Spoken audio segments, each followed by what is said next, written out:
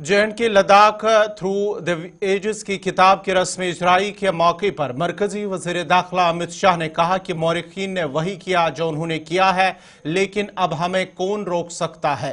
उन्होंने कहा है कि मुल्क अब आज़ाद हो चुका है और एक हुकूमत चल रही है। अब हमारा काम है कि हम हकाइक और सबूत के साथ कौम की नुमाइंदगी करें।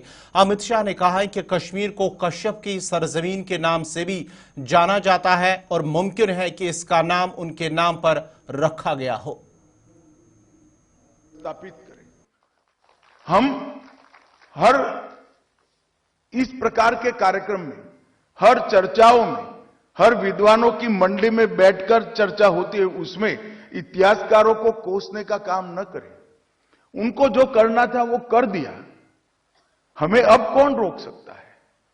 देश स्वतंत्र भी हुआ है और देश में ऐसा शासन है जो देश के विचारों से चल रहा है।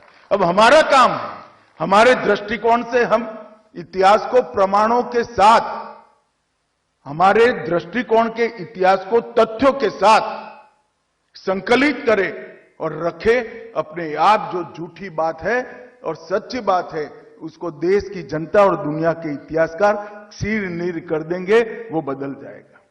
वो बदलने का पुरुषार्थ हमें करना पड़ेगा। तो सिल्क रूट से लेकर सेंट्रल एशिया तक और शंकराचार्य मंदिर से लेकर हेमिस मठ तक व्यापार और अध्यात्म, ये दोनों चीजों के मजबूत नींव कश्मीर की संस्कृति में और कश्मीर की भूमि पर पड़ी थी, ये हमें मालूम पड़ेगा। कश्मीर हमेशा से अनेक मतों को संभालने वाला एक उदार चरित्र प्रदेश रहा। चाहे शाही मत हो, चाहे बौद्ध मत हो, चाहे सूफी मत हो, ये सबको अपने अपने क्षेत्र में विकास करने का अवसर कश्मीर की भूमि पर ही पड़ा। चाहे विदुषी लल्लेश्वरी हो, वसुगुप्त हो, कल्लट हो या अभिनव गुप्त, ये सब ने अपने विचारों को और उनके जीवन को देखने के दर्शन को बहुत अच्छे तरीके से कश्मीर पर ही, कश्मीर की भूमि पर ही उकेरने का काम किया।